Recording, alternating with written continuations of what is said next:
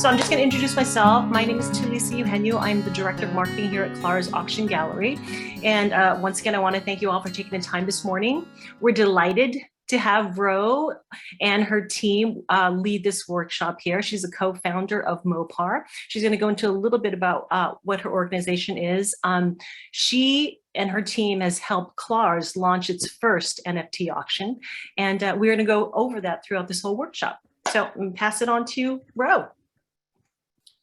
Good morning, everyone. First of all, I think Joe is the host, but I don't know. I can still share my screen, so I don't know if I necessarily need to be host, but up to you all.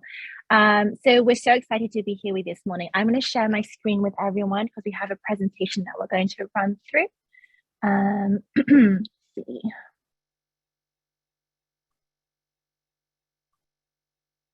There we go. If you can see that, it's great. Perfect. Is that good, everyone? Amazing. Yes. Okay. So we're just super honored to have everyone with us this morning for this NFT workshop. As Lisa said, we're MoPAR, the Museum of Permuted Art. You can find us at our website, permuted.xyz, or at the MoPAR, which is our Twitter handle. This morning's workshop, we're going to take you through Web3, NFTs.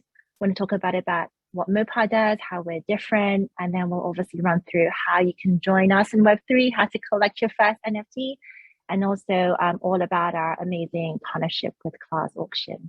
So away we go. Before I kick off, you'll see beautiful art throughout the presentation itself, such as this piece by the digital artist Luna Leonis. And just to let you know that the pieces that are shown are actually pieces that are part of the MoPAR exhibition. So if you want to learn more about them, you can head to our website afterwards. But a bit about our team. So I'm Ro Orodania, originally from London, but now in San Francisco. First and foremost, I'm a social anthropologist, and then I was at Christie's Auction House for 3 years doing Impressionist and modern art and then Chinese paintings in San Francisco. And after that, I headed to a beauty startup and did international partnerships with them. And I started MoPAR full-time earlier this year in January. I will also introduce Rob, who is not with us today, but he is our on-demand, amazing developer.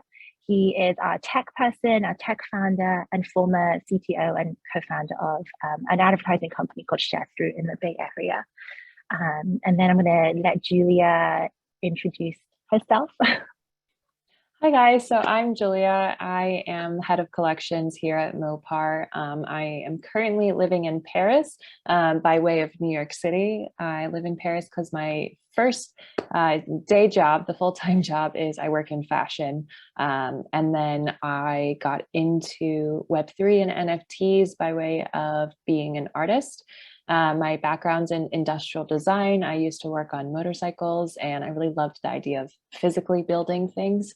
And then when I started moving around a lot for fashion, I really missed that creative energy. And so I started picking up more traditional fine art, which is what brought me into Web3. And so it's been a really incredible space for me to discover, not only as a member of the MoPAR team, but also as an artist in Web3 myself. And we also have Marisol with us today, who I don't know if you want to introduce yourself or I can do it for you.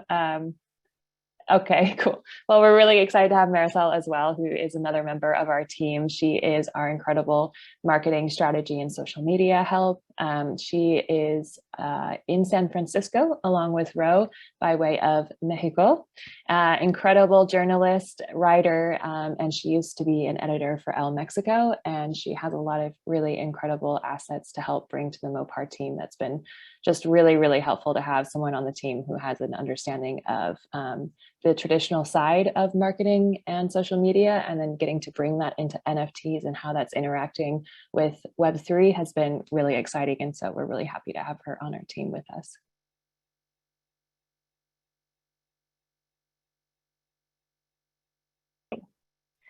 So welcome, GM, as they say in Twitter land, NFT land.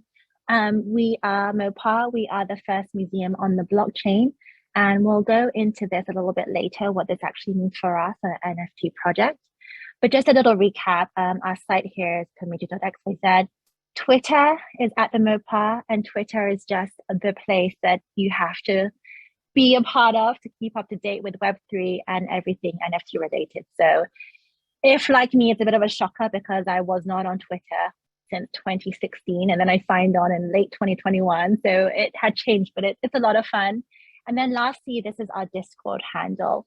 So for those who don't know, Discord is another platform or tool that a lot of NFT projects use to really keep in touch with the community, to encourage conversation. And it's just an app that you download.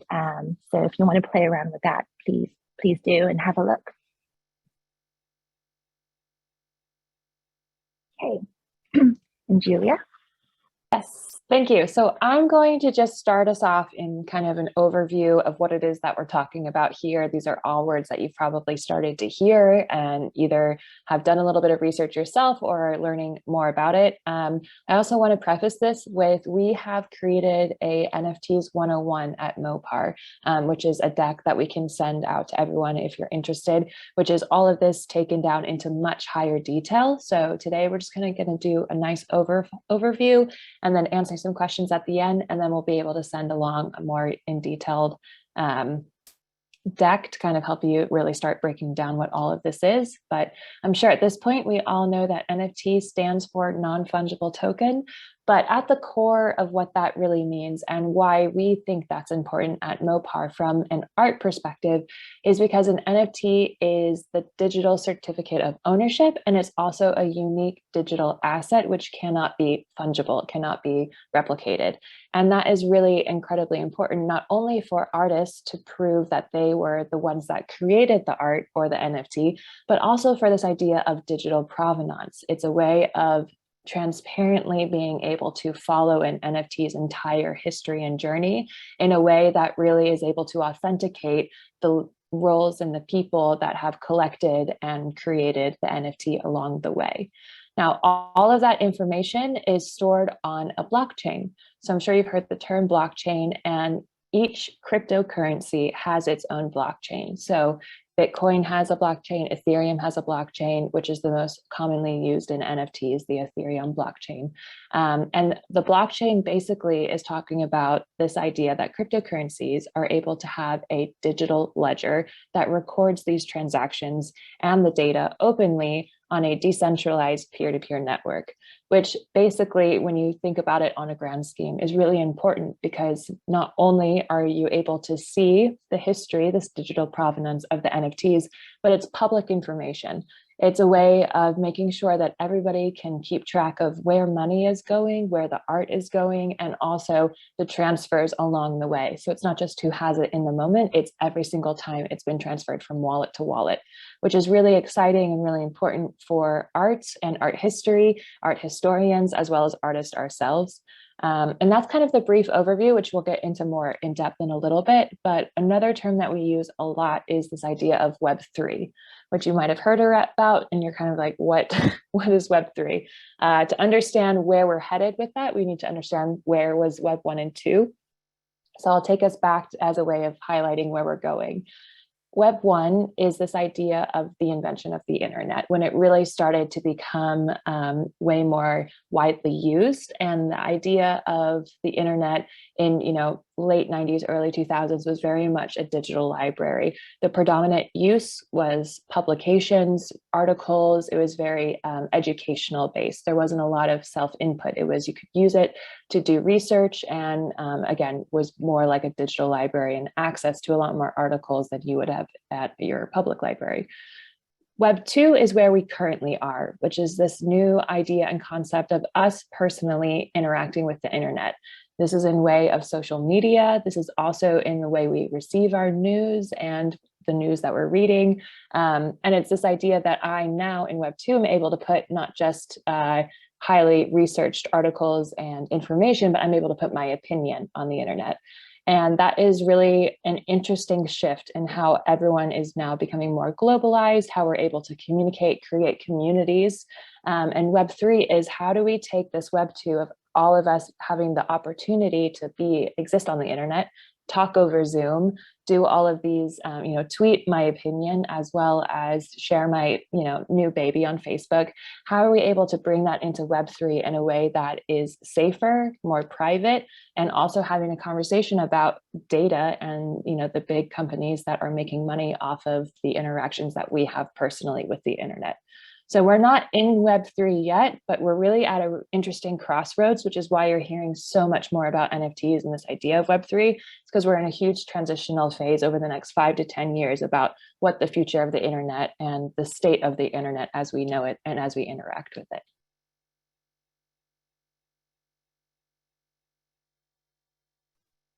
Thank you, Julia. So brings us on to kind of a little bit of a background, so you can kind of get to know us a bit more. Why MoPAR and what are we all about? Okay, so I love sharing this story. So as you've all heard, I'm a former auction house specialist and anthropologist first. And working with my degree and at an auction house, I've just always been obsessed with how we can share cultures and art history and art itself. And so every time I was in an auction house, I was always tasked with finding a new audience, a new buyers for our art. And these ideas will almost certainly involved a dinner or working in an appraisal with private clients, but it was really hard to find and reach new demographics. And so what I realized when I first joined the Web3 space in October last year was I found myself talking to people all around the world about Chinese art.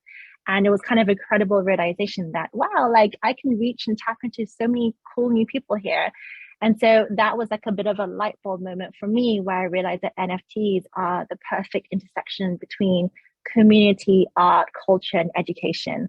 So really the MoPAR mission is to connect cultures, communities, and centuries of art, really helping, as we are today, Web2 institutions move into Web3, just, expanding communities a little bit more.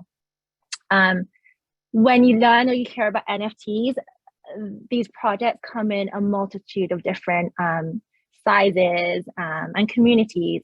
So a lot of people think it's really just about collecting like a digital asset. But lots of NFT products out there also offer other utilities, such as, you could buy into a project that gives you the commercial licensing rights to that image that you buy, and you could then take that image and put it on a coffee or put it on a t-shirt and sell that.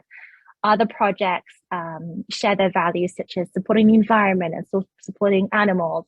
And so by buying into that project, part of your funds might be donated towards that cause. What we're doing, what MoPAR are doing, is we're entirely in it for the art.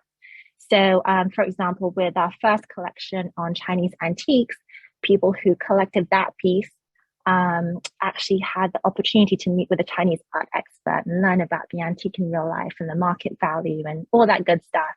So truly what we're doing here in the Web3 world is building a community of people who just really, truly appreciate art, and whether that's collectors or students or specialists.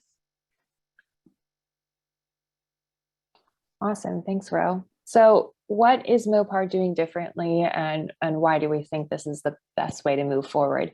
What you're looking at here is collection 1 that Ro mentioned, our Juneware ceramics. And these are 3 iterations of one physical item, of course. And one thing that we've been seeing as NFTs become more relevant, as Web3 is starting to be talked about a lot more, is there is a large opportunity for museums and traditional art houses and art world to get into Web3. And we are a little worried that it's not happening the correct way. As we mentioned before, we're really excited about using NFTs for the art as a way of highlighting this. And something that you'll hear a part of NFTs, or you might already have heard, is like, why do I care about this? It's just a JPEG. It's just a digital image. It doesn't really make sense to me. So MoPAR is tackling that concept by leaning into what the importance and unique aspect of an NFT can be. So obviously we're not selling the original ceramic, and we also don't have access to the original ceramic, but that doesn't mean that we should stop trying to educate and learn and excite people about the original ceramics. So the second image that you're seeing here is this fun pixelated version of the original, which is the NFT that MoPAR is hosting as what the digital asset that you would receive. That's what that looks like. The third image is actually a painting that I myself did as an artist rendition of the ceramics, and it's an asset for our holders. Everyone who buys one of our Juneware pieces from the first collection, I create a one of one, which means it's unique to this one solid only NFT, not an edition. I create this image as a way of adding art to your NFT collection as a support of the original ceramic. We decided to go this route instead of just uploading an image because of many different reasons, which I can walk you through in the next slide. Thanks, Ro. So with our Genesis collection, you see these are a handful of these fun pixelated Juneware jars. Not only is this a way to kind of modernize a very, very ancient ceramic, but also it's kind of a little bit of a tongue in cheek about where MoPAR is trying to go. As we mentioned, we're trying to be the bridge between traditional art world and Web3. And so as much as you see these pixelated images, the exciting thing, you can appreciate the color, you can see the shape of it, but kind of the fun thing about these is that in order to truly appreciate the art, you have to go see it in person. So a part of what we want to do moving forward is doing these artist collaborations on chain in a way to collaborate with Web3 and NFT artists so that we're not just uploading images or JPEGs of the original art that pale in comparison to seeing it in person, but we're offering a unique experience by having these artworks that are partnered with our collections exist only on NFTs, only on the blockchain that we're using, which is Ethereum. So it's a unique experience, and it's a way of giving artists an opportunity to work with us as well as institutions, because a huge part of what MoPAR is also trying to lead into is education. Obviously, we're really excited to be hosting this seminar today, kind of explaining it, but also part of our ethos is being able to help educate artists. We want art history to be more accessible, to be more diverse and more inclusive, and we think we have a huge opportunity in Web3 to rewrite a lot of the history that has been very much one note. Obviously, we're all huge art nerds. There's an incredible breadth of work around this world for centuries and centuries, and we're just really excited to immortalize that on the blockchain in a way that reflects the beauty of diversity that these pieces hold within themselves. So with MoPAR, something that is really interesting that we're doing that is unique to our project is we are creating our own smart contract for each of our collections. A smart contract is how you take all of that information and pin it to the digital ledger or the blockchain. As we mentioned, the blockchain is completely transparent. People are able to see these transactions, but how does it get onto the blockchain or this idea? And that is through the coding and through the technical side of the Web3 NFT world. There's a lot of different ways that you can do this, and most notably is through OpenSea, which is the largest third-party platform to be able to host NFTs. As an artist myself, that's how I got started, is I would put my artwork onto OpenSea, and OpenSea writes the contract that pins it to the blockchain on my behalf. However, that means that when my artwork is pinned to the blockchain, it's pinned using the generic OpenSea contract, which is nothing wrong with it, but it's also not able to be edited. With us writing our own smart contract, having our own developer team, having the code, we are able to ingrain information into that digital ledger in a more exciting and unique way that reflects the tradition, the story, and the beauty of what these traditional artworks hold as a whole. So I'll pass it on to Ro to kind of go a little bit deeper into that. Thank you. Yeah, so this whole concept of smart contracts or not, it's really interesting in the development of NFTs and blockchain. It's probably the majority of projects you see don't have such a unique contract like we do. But, you know, our mission or our cause is to really highlight art. So just to give you an example, you know, about what MoPAR does is if you go to our website, you'll see this fun little jinwa of a flower pot. And then you would also see the cataloging of the flower pot, which is currently at the Harvard Art Museum, distinguishing attributes, the dimensions, and so forth. When you buy this NFT and you run the code through Etherscan, the actual cataloging attributes would show up, which is for us really cool because it's a way for us to provide materiality and context to the NFT itself, you know, really respect it, its integrity, rather than just kind of, oops, here you go, here's a pixelated version, and then that's it. So the flip side of that is if you were to kind of maybe buy a generic NFT and you'd run that code through Etherscan on the blockchain, you would see here like just a jumbled mishmash of numbers and letters. So this is really what defines us, and it's really unique to MoPAR. So really what we're doing is, again, connecting Web 2 to Web 3, helping advise people and businesses as well.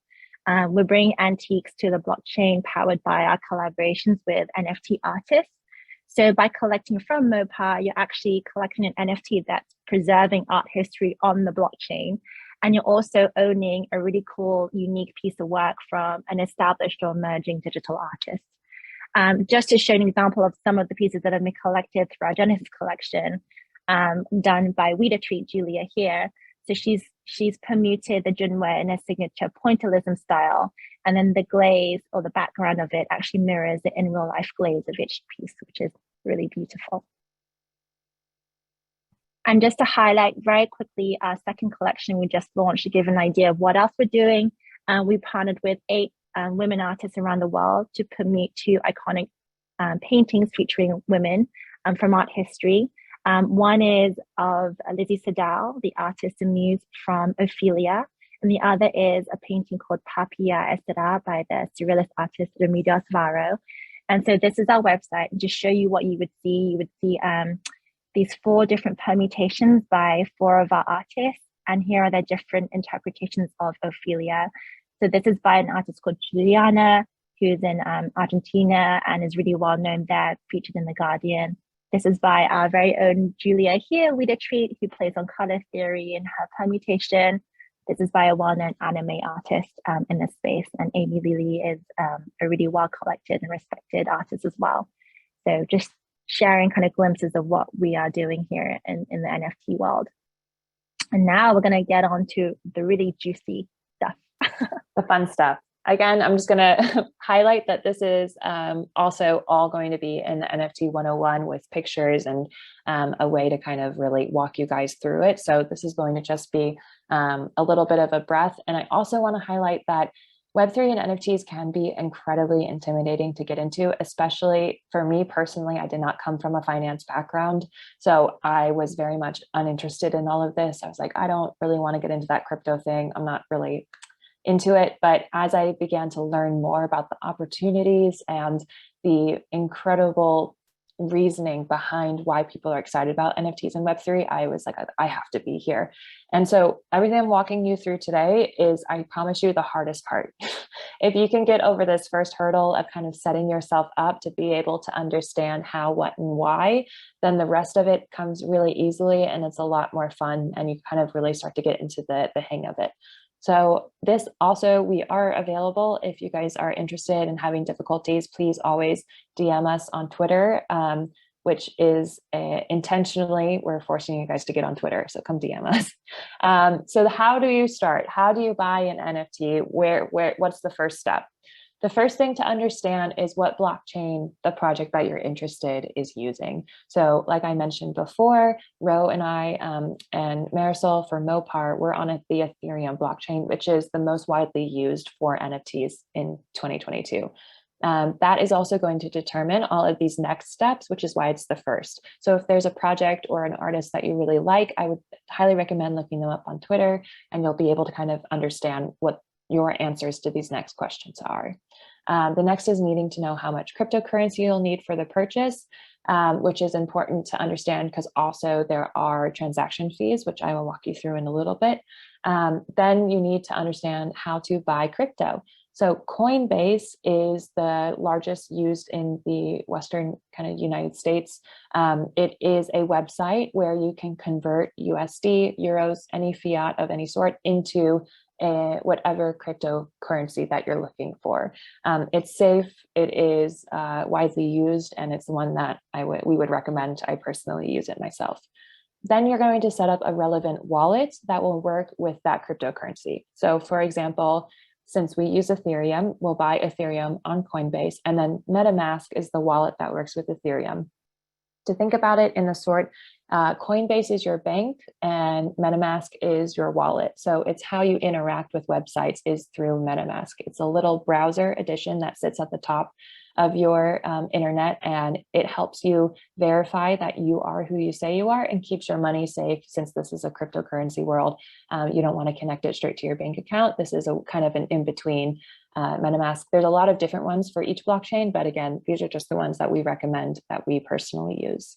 You're then going to transfer the crypto from your Coinbase into your wallet, which is then how you interact with it. So imagine it like a debit card where you're taking money out of your bank account and you're putting it on your debit card to then use your debit card to pay for things. That's kind of what we're doing, but in the internet crypto sense of the word. Then you're going to visit the site for the NFT that you would like to purchase. So this could either be a storefront or a website like permuted.xyz, which is MoPAR's, because we use our own smart contract, or it could be a third-party website like OpenSea, where Clars is hosting their auction. Well, it's actually an addition, but that's where they're hosting their NFT, and it's also a perfectly safe website to use. You're then going to connect your wallet to whichever website you're on, and then you'll be able to confirm your purchase. So I'll walk you through that a little bit more in depth again right now. Yes, Talisha, do you have a question? Yeah, so quickly, if people have questions, we just raise our hands and we'll stop throughout the whole. So my question is, do you have to have a Twitter account in order to get started with this first? I mean, that's a great question. Yeah. So the reason that we talk so much about Twitter is because there is no wiki how to do this yet. We're still really early into Web3 and NFTs, and Twitter is where the large community of projects, of people, and of Web3 conversations are happening. People who are talking on Instagram or on TikTok or on any other social media are kind of more commentators. Twitter is really reinventing itself to be the platform that people are able to share information on. So you do not need a Twitter at all to get started. You can just, if you already have websites or people that you want to collect from, such as MoPAR or Clars, you can immediately just go to OpenSea. You can immediately go to someone's website. We just recommend Twitter because a huge ethos inside the NFT space is DYOR, which is do your own research.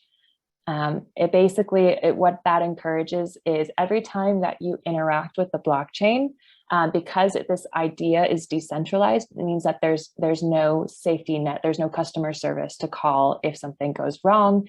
You can always call us and we can try to help, but this is what we mean when being educated in understanding who you're collecting from and what blockchain and how to transfer is really, really important. And Twitter is going to help educate you because of the communities that are hosted on there and having conversations. So if you follow MoPAR on Twitter, we host a lot of spaces that have conversations about how to do these things. And we also are a resource to help you walk you through the process should you get stuck. So I'll have you go to the next slide. Thanks. Okay, so we're just going to walk through that again. If you have any questions, please raise your hand. Thank you, Talisha. I appreciate it. So again, understanding what blockchain your project that you're interested on, and that's a great question about Twitter because here's an example of why we encourage people to get on Twitter. As you see here, this is our Twitter account, just a screenshot, and you'll see right there that it says minting now for 0.05 ETH. So ETH is short for Ethereum. So immediately off the bat, you know that our project is going to be on the Ethereum blockchain.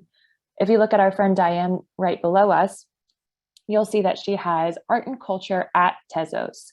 Tezos is a different blockchain, a different cryptocurrency. So if you're interested in collecting from Diane, you know that you need to buy Tezos instead of Ethereum. So that's another reason that we encourage Twitter because all of that information is readily available to you. So then moving on to how much cryptocurrency you'd need, this is the Ethereum price of it's the end of May, so 2 weeks ago. I'm really confused on my timing and schedule. So this is what Coinbase looks like. This is how you buy and sell your cryptocurrency, which is essentially just making sure that you're converting your USD into the correct cryptocurrency for your blockchain. And now, an important thing to keep in mind is that when you have a project, if we mint for 0.05 Ethereum, then you're going to need to buy a little bit more than 0.05 because there are transaction fees. Just like with using your credit card in Europe or across the blockchain, there are certain fees that go along with this. So when you buy crypto, there's a small percentage, really, really tiny, a couple of, I think it's the equivalent of a couple of dollars. And then when you transfer your crypto from your Coinbase into your wallet, which I'll get into next, there's also a really small percentage. Gas fees are something that happens on the Ethereum network, which is a small percentage of money that you pay to the miners. So you don't actually pay the gas fee to the person who is selling the NFT, and you don't pay it to the platform that's hosting the NFT. Gas fees goes to the people who are helping create the energy to process all of the information that's happening on the blockchain, which again, we can get more into if you reference our NFT 101. And there's a huge conversation around gas fees because gas fees fluctuate depending on how much activity is happening on the network. Because obviously it takes energy to make transactions. Anytime we watch TikTok or we're on Netflix or we're doing a Zoom presentation, it takes energy, same as interacting with the blockchain. So the more people that are interacting with the blockchain at the same time, the higher the gas fee. So this is important to know that it fluctuates because if you notice that the gas fees are quite high, you can just wait a little bit, and it means that there's a lot of people on the blockchain, and it's best to kind of wait to make sure that they will go back down. So then buying crypto from Coinbase or a similar site, there's also Binance. There's a lot of reputable and trusted sources. Again, Coinbase is just the largest used in the United States. So that's why we talk about it. It's important to buy a little bit more so that you can cover all of that, just to make sure that none of your transactions fail. And it's just a way of troubleshooting for future. And then transferring your ETH. So as we mentioned, you're going to be taking your money from Coinbase and putting it into your wallet, which is just the way that you interact with these websites. So if you go to the next slide, we'll be able to get more into this. So if you see, this is actually MoPAR's website, permuted.xyz. XYZ is the new, fun, cool, hip ending for internet websites nowadays. So that's why we're using it. And if you take a look at our website, this is actually a piece of mine from the Papilla Estelar permutations that we did. And let's say that you're really interested in this piece. So right on our website, you can click purchase. And then that's what comes up when I talk about connecting your wallet to a website. After you've downloaded MetaMask and you've logged in, this will pop up onto your computer to confirm that you really wanted to interact with this website. Now, it's important to note that, again, I'm going to say it, we have this all in NFT 101. So if this is getting a little lost, don't worry. We have this in writing for you to go back and read through. When you download MetaMask, this is really, really very important. When you download MetaMask, it's going to give you something called a seed phrase.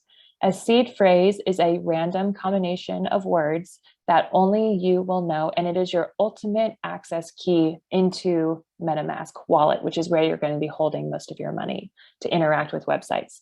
So you'll have a generic password that you can use whatever you want to when you log in, just to enter it, and it should be something that you can memorize, similar to any of your banking websites.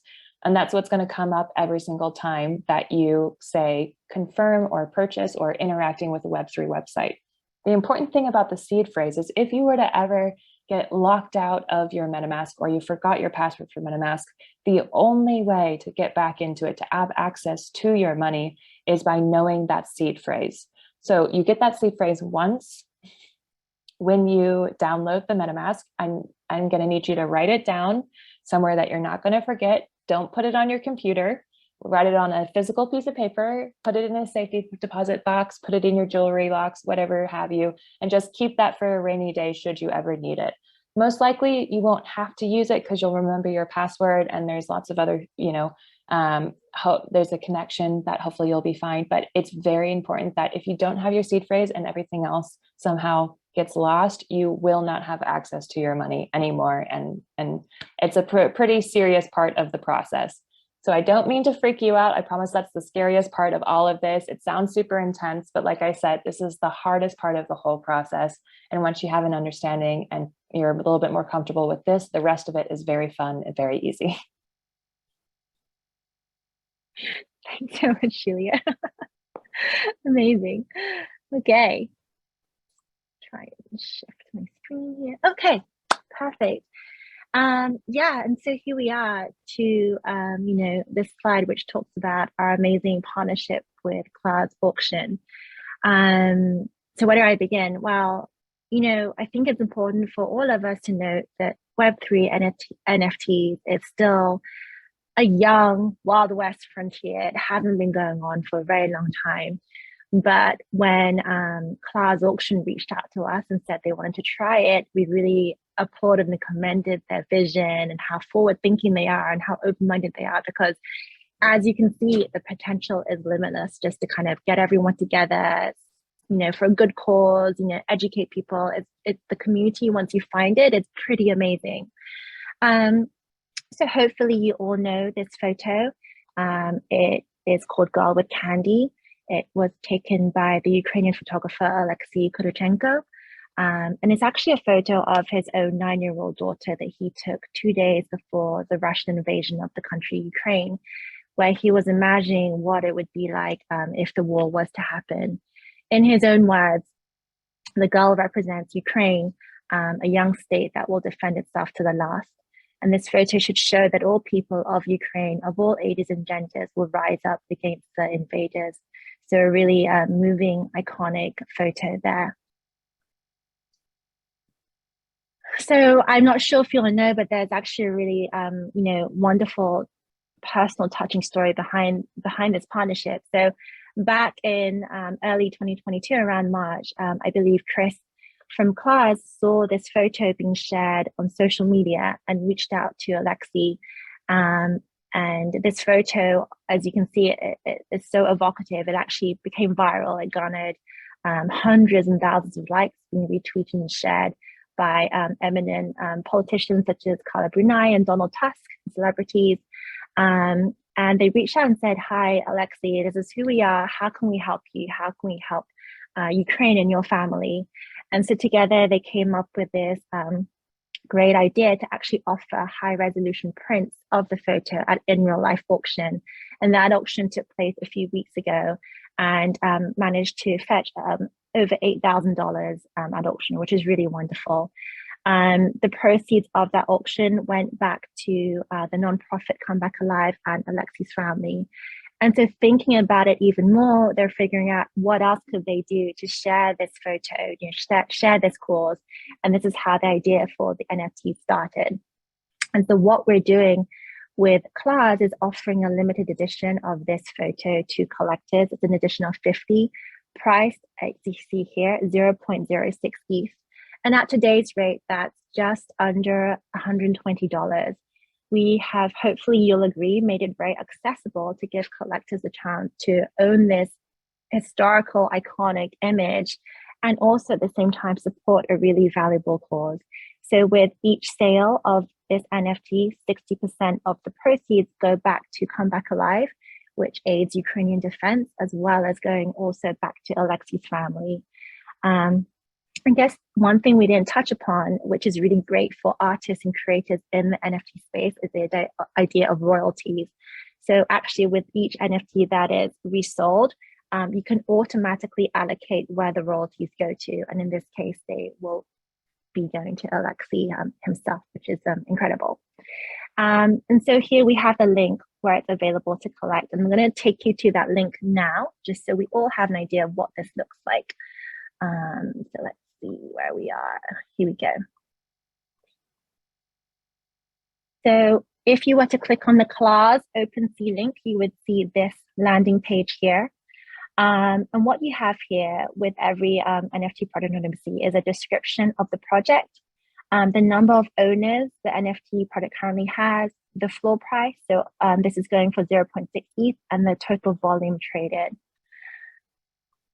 To buy the NFT, you simply click on the one you want, and providing it shows you the current dollar rate, providing you have your wallet set up and enough ETH in it, you would just simply click now to complete the transaction.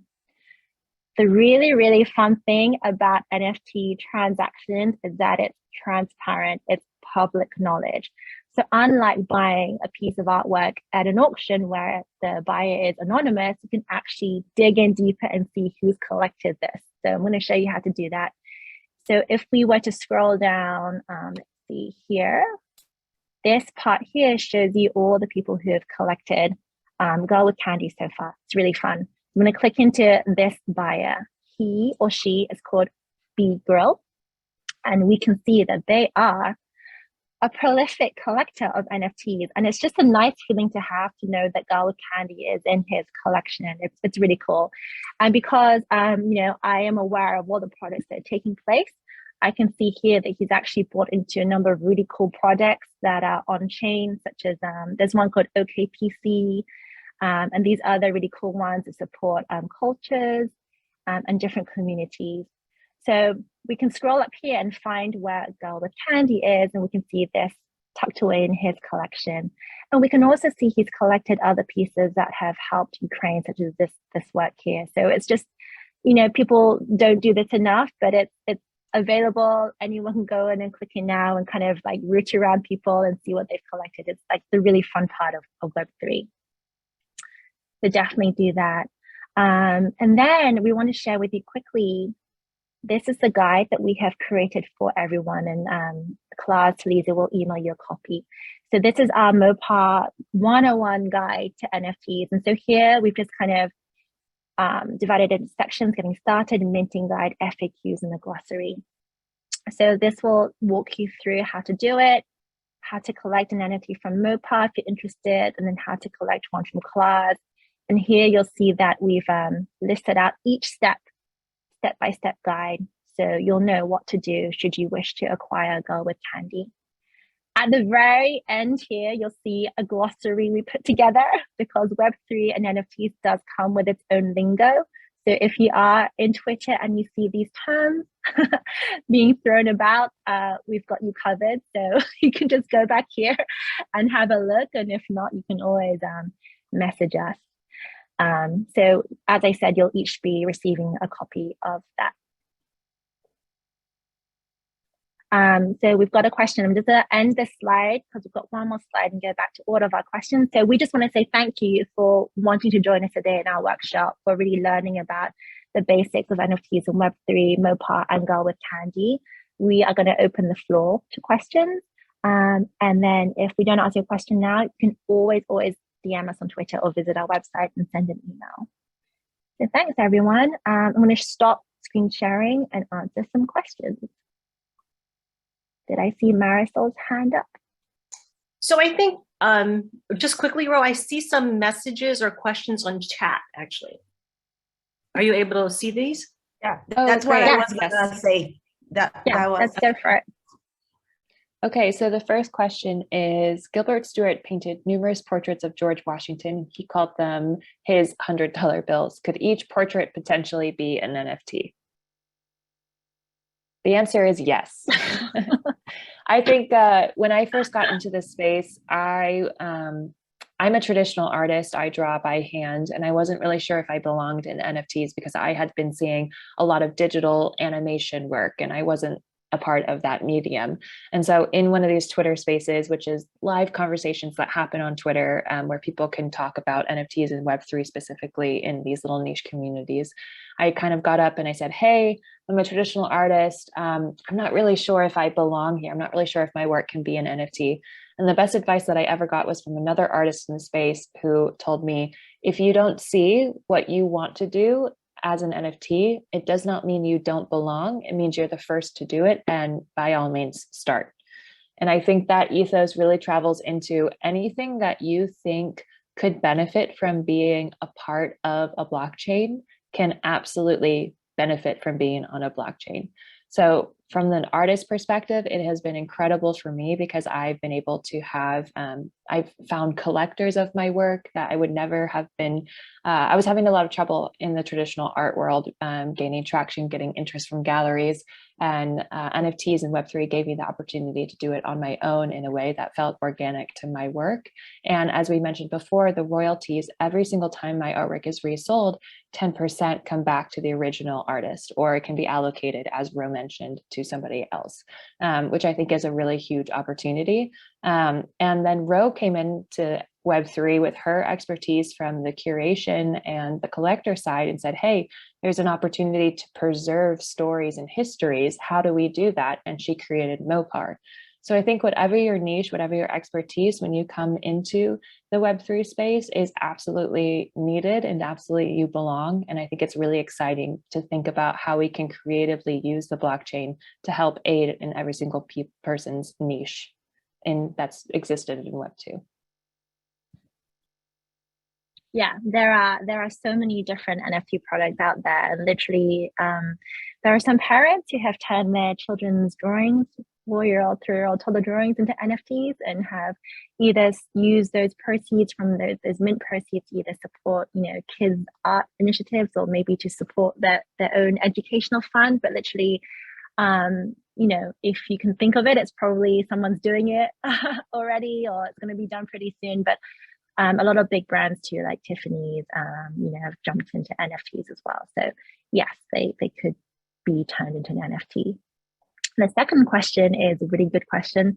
Will the price ever fluctuate? And so, oh, bless you, Julia. Thank you. In a nutshell, yes, because obviously all the prices you see are tied to their particular form of crypto. And so, as we have all seen of late, the cryptocurrency has been quite volatile. It's fluctuated a lot. So just to give an example, and Julia can talk about her own experience, but, you know, back in the day, I think we're talking December 2021, when we were kind of, you know, just starting out in the space. I think ETH was worth, oh gosh, Julia, like close to $5,000. One ETH was worth that much. And so when you were looking to buy a piece of art or an NFT, which was listed at 1 ETH, you would be expected to pay around $5,000. Today's rate, Julie, I think it's closer to 2,000. So you can see how much this fluctuated. So it definitely changes a lot in this space, and definitely something to watch. So if you do have the fiat and the money to spend, it is a great time to pick up great pieces of art at the same time. And then hold on to them and see what happens. But Julie, do you want to share your experience too? Yeah, absolutely. I think kind of one of the funny things that we say in NFT space is 1 ETH is always 1 ETH. Because ETH fluctuates with how much it's worth in US dollars quite a bit. And that's for a number of reasons. Again, I did not come from a financial background, so I won't be able to speak into the details of why blockchains fluctuate so much, but it does have a lot to do with the market, the influx, the amount of users, and tax season, you know, all of these different things. Also in the NFT 101 guide, in our key terminology, we have this description of bullish and bearish. And so when you're bullish on something, it means that you're really, really enthusiastic. And that also corresponds to a bull market, which means that the market is continually rising like a bull's horn. And then we have a bearish market, which is when you're really not sure about something, you're a little hesitant about it. And then also resonates or corresponds to a bear market, which is where the market is dipping. So currently, to be quite transparent, we are in a bear market, which means it was really, really high, as Ro mentioned, in December, and it's slowly been dipping down and kind of evening up.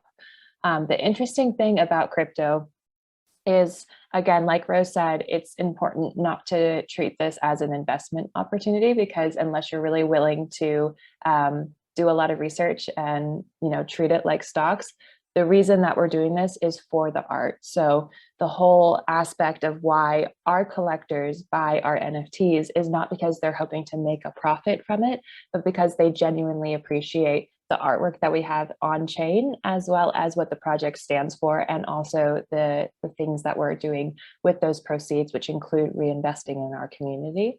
And that is a really great question about, does the price ever fluctuate? Because the price of the NFT, no. If you buy it for 0.06 ETH, then, oh, okay, this isn't, I don't want to get too deep. Okay, so if we list our NFT for 0.06 ETH, and that's what you bought it for, that's always going to be what you bought it for. That's also what we talk about with the floor price, is the lowest setting of what an NFT is worth. So in Ethereum, it's always going to be the same. What Ethereum looks like outside of this, if you're trying to then convert it back to USD, that will fluctuate because of the crypto market. However, when you buy an NFT, if you wanted to resell it, let's say you bought it and for 0.06 and you want to resell it, you as the holder completely determine what it is worth.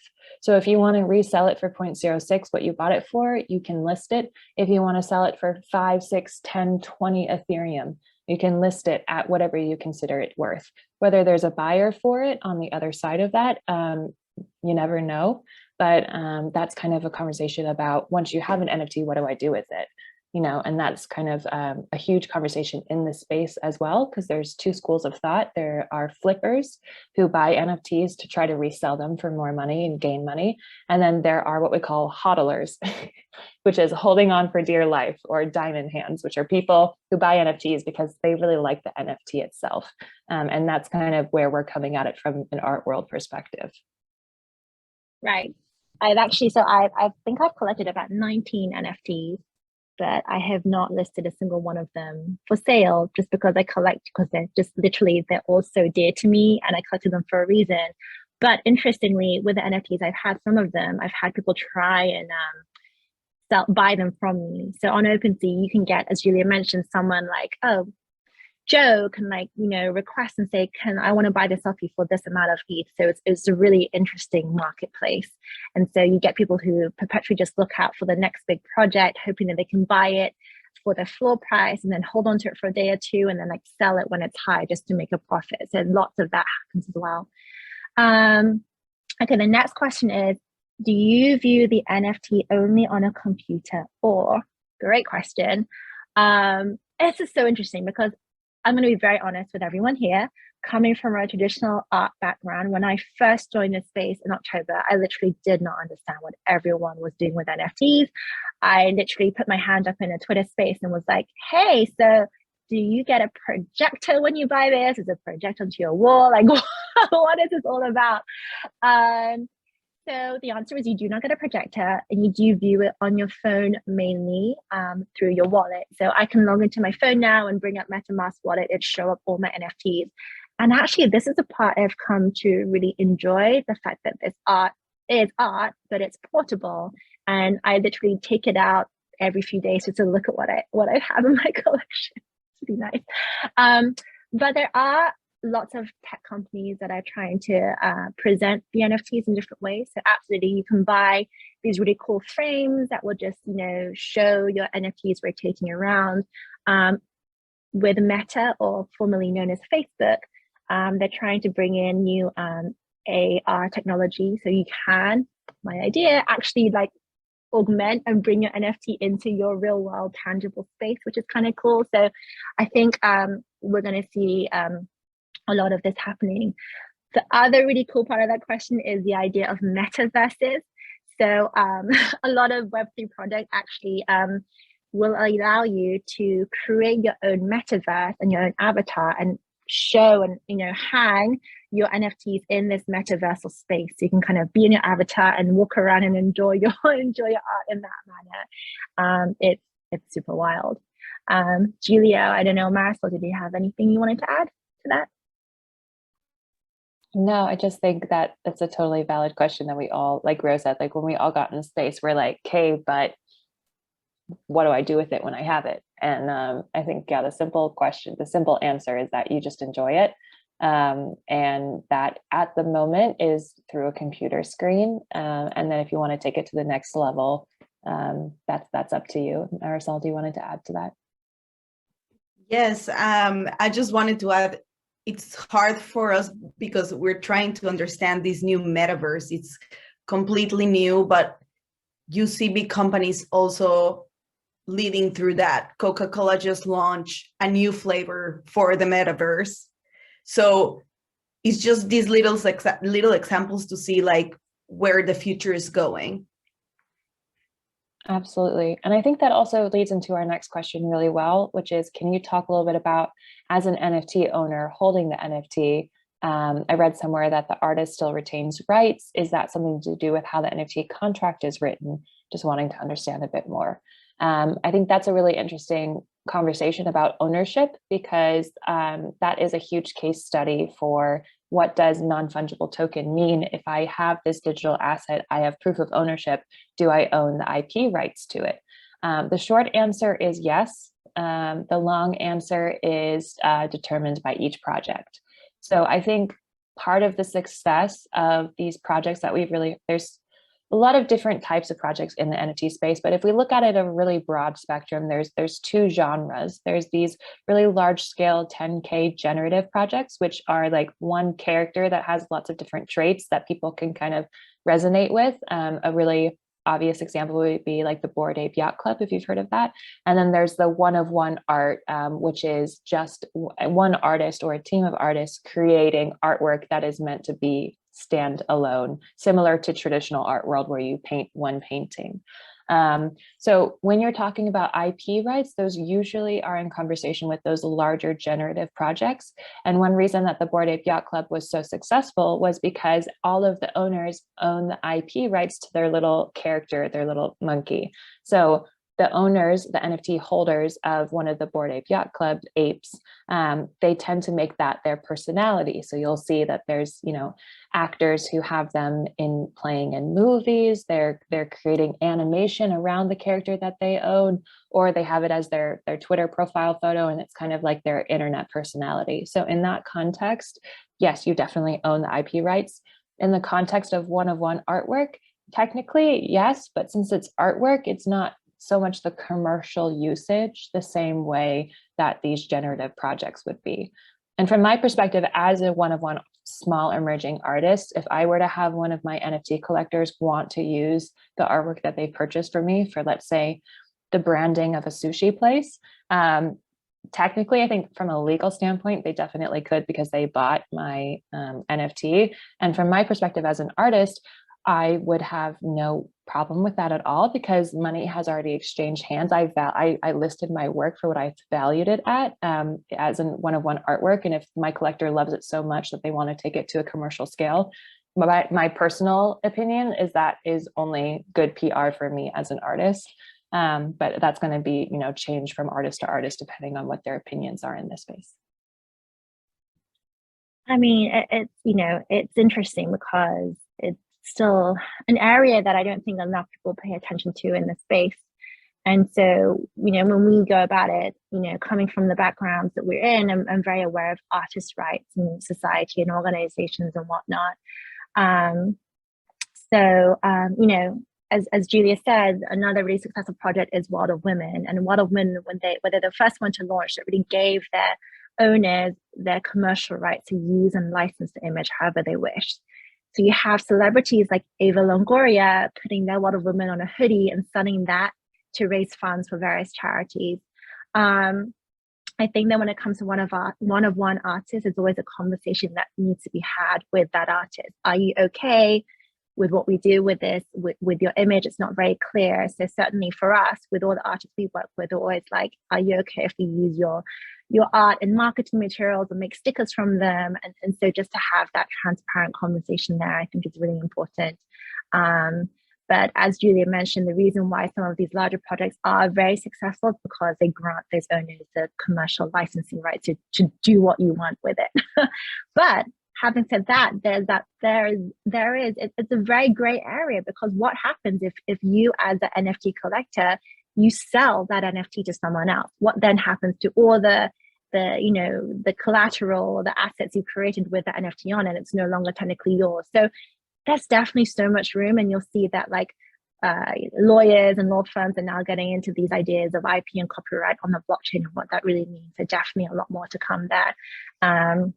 And I'm sure you've all heard, or maybe not heard of a NFT project called Meta Birkin, where someone created 20,000 replicas of the Birkin handbag by Hermes and got into trouble with that. And so, yeah, still a lot of conversation and no hard rules or regulations that everyone understands just yet.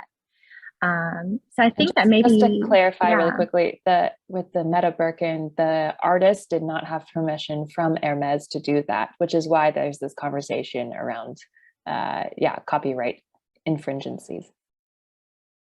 They did not. And obviously, if you, it's super interesting. You'll speak to an NFT product, be like, yeah, but it's so different. It's in the metaverse. It's fuzzy. It's not like the real thing. But very, very interesting conversations there.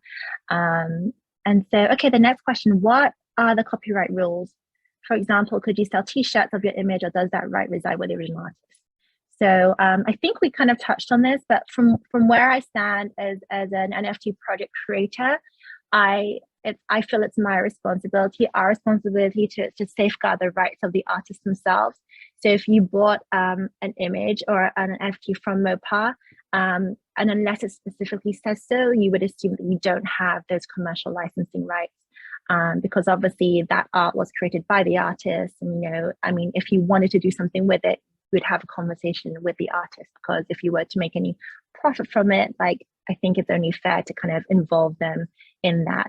But then, as we mentioned, with projects like Bored Ape Yacht Club or World of Women, they specifically say on the website, if you buy our NFT, you can retain all the licensing rights to it, do what you will. That's why you'll see them on T-shirts, coffee. Someone in Southern California just opened, I think it was a burger joint, Bored Ape burger joint or something like that. But go check it out. It's wild. So next question is anyone doing NFTs of NFTs or NFTs in physical art or other IP? So that's a great question, because an NFT of an NFT would be a complete infringency on this space. So NFT stands for, as we mentioned, non-fungible token. So if somebody were to try to make an NFT of someone that already sold an NFT, that would just be stealing across the blockchain. So for example, I have a project called the Phantom Project, which is a collection of 100 hand-drawn postcards. And I actually had somebody who, it's just a scam artist, create an entire OpenSea that mimicked exactly what my OpenSea looked like. And then they tried to sell the exact same, they right-click saved all of my artwork and then uploaded it again on the same blockchain, Ethereum, as the original project to try to trick people into buying the NFT thinking it was my original when really it was a scammer. And so that was pretty easy for me to get taken down by OpenSea because it's obvious. And this is the beauty of the blockchain, because everything is transparent, it's very and dated and really coded in there. It's really obvious to see who the original or who the first person was to do it. So in that sense, I was really protected because my work was on the blockchain to prove that I actually am the original owner of this artwork and that this person couldn't do a secondary edition of it. If they had the permission to already own the NFTs, then could I do it? No. No, there wouldn't be any point in making a new NFT of an NFT that already existed, because then you could just resell the original NFT. If you didn't want to get rid of the original NFT, you do not have the rights or the ability to then say that because you own it, download it and re-upload it as an NFT, because the artwork is still the same. And so if you were to maybe have, a Bored Ape, let's say, and then download it, and then you drew a different character that was based off of it, that's called a generative piece, or not a generative piece, sorry. But you could do iterations, but from a one-of-one artist perspective or from NFTs on a grand spectrum, the whole ethos is to be able to track that original NFT. So selling it again is against kind of the ethos of the space. But Ro, do you have something to add? Yeah, just as this follow-up question on NFTs of NFTs, there is an idea on the blockchain that there's a certain group of communities, we're one of them, for example, but we truly believe in using the blockchain as a medium. And so one of those thoughts and concepts on that is you can actually create code that is composable. So someone else can actually buy that NFT and then use that code and write on it to create something different. But it wouldn't be the exact same NFT. So that is a no-go, but you could take an original NFT, providing they're allowing you to do so, right on top of the code, and then create something else from it, another NFT from that. Yeah, thanks for that, adding that. 'Cause yeah, there's a lot of layers to it, but there's lots of creative ways that it could make sense, but across the board, it would be, it wouldn't be appropriate, I guess you could say. But as for your second part of that collection or question with physical art or other IP, what you're talking about there is something we call utility in the space. So for example, as a traditional artist, and this happens a lot actually across the one-of-one artists, is I might sell my work as an NFT, you purchase it as an NFT, and then as the first initial purchaser, I will mail you the physical piece. And so that you have the NFT and you have the physical piece. That is a really interesting conversation in the traditional art world right now because of the connotations of resale value. So if someone resold the NFT, then it's kind of up to the question of, well, would they then be required to also send the physical piece with the NFT? In my opinion, I would say no. I think the first collector, if you bought the original NFT and then you also received as utility, which kind of just means like as a bonus, the physical artwork, then I think you're entitled to keep it. But there's also a really interesting thing happening in the fine art collection world where there's some famous artists such as like Daniel Arsham, who is coding into their most recent work a QR code or a scannable code of sorts that relates specifically to an on-chain NFT. And this is really interesting because artists are now starting to consider the blockchain not just for digital provenance, but also for provenance of original physical pieces of artwork, which is a really interesting conversation happening in the traditional art world about using the blockchain to identify and authenticate real pieces of art. Yeah, and I'll just quickly tap into that and add some on. What some artists also do is, for example, if you really like Go With Candy or something from MoPAR and you want to put it on your wall, a lot of people sometimes message the brand or the artist themselves, and they can actually email you a high-res image of that artwork. And so you can actually blow it up and put it on your wall. So that's another part of kind of bringing in the physical aspect to NFT collecting. The other interesting thing to note is there is an idea that some companies out there are now playing with the idea of fractionalizing art. So there is an idea that, you know, as a museum, you could take a piece and then like chop it into pieces and put it on the blockchain and have like 10 people collect a part of it. Again, very interesting new concepts, which I am like, not sure about that, but it'll be good to see. I have yet to see a successful case of that happening. And then with other IP, actually, I have seen, I don't know much about this side, but certainly music and NFTs is happening. I've seen people actually put book launches as NFTs. And again, it's like this idea of almost, when I heard this author speak, he was saying how at a traditional bookstore, he had to kind of pay money and really like push his way up to get featured at, you know, certain like eye level or front of the bookstore, but with NFTs, they could kind of cut that out and cut out the middle person and kind of just like launch a book by himself. So those areas are actually all being explored right now. So lots of kind of different utilities there. Again, it's really exciting. There's a lot of exciting things happening. I would highly encourage you guys to, if you're not already, start trying to pay attention to like Web3 articles or questions and Googling these types of questions as well, because you'll kind of start stumbling upon a lot of really interesting use cases.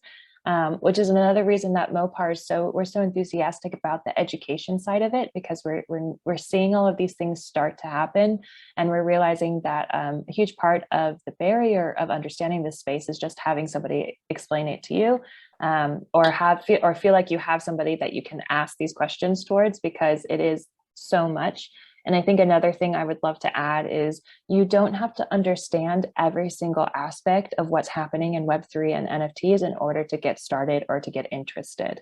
I started from a very, very narrow perspective, And through Twitter and networking and friends and enthusiasm in the art world, I'm slowly but surely become more comfortable with the wider angle of what blockchain and Web3 is, but that's just come with time and enthusiasm. So I also want to remind everyone that another thing that we say in the space is we're always learning. So there are no experts yet because it's so new. And while we feel comfortable talking about it and we're excited to share our expertise, we're also by no means experts, and we're learning alongside you as these new and exciting additions to Web3 get added every day. Yeah, it moves very quickly. So yeah, exactly. And then if you are interested, Twitter, and then you'll hear us, or you've heard us talk about Twitter Spaces. So that's just essentially where you can join a room on Twitter and like listen in to what people are saying. You can just follow us, and you know, if you are interested in a certain cause and want to say, hey, like MoPAR, like I'm interested in the environment, which NFT product should I follow? Like definitely ask us that question. We're literally just here to help. So these are some really great questions. So thank you. Like, are there any others? You know, we're here, we'd love to answer. But thank you so much for having us today. Great. Thank you guys so much. I really appreciate your time, everybody, for joining us. And I do like what Julia said at the end, which is, you know, you guys are not experts as well, and we're all learning. So I loved that ending, because I thought I knew some of the things, but then I do have more questions for you guys later. And I know that you will be sending out a summary of today's workshop. So we will send that, or I will send that out to everybody, and that should include all of everybody's emails. So if you have any questions, any more questions on this.